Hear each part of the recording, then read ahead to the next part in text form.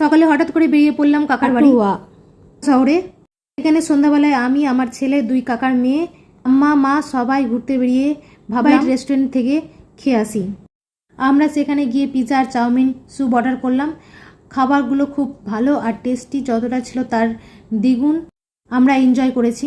যাই হোক, সেখান থেকে বেরিয়ে পড়লাম। ছেলে বলল আমাকে একটা খেলনা কিনে দাও, তাই খেলনার দোকানে ঢুকে পড়লাম। সেখানে থেকে খেলনা নিয়ে এখন রাত 9টা বেজে গেছে। রাতের ডিনার করার জন্য আমরা চলে এলাম থার্মোমিটার রেস্টুরেন্টে। সেখানে অর্ডার করলাম ফ্রাইড রাইস, মুগ লাহোরি চিকেন, বাটার নান, চাউমিন। ড্রিঙ্কসে অর্ডার করেছিলাম মশলা কোল্ড ড্রিঙ্কস, সেটার ভিডিও করা হয়নি। খাবারগুলো টেস্টি ছিল, তার মধ্যে চাউমিনটা অত ভালো ছিল না, আমাকে ভালো লাগেনি।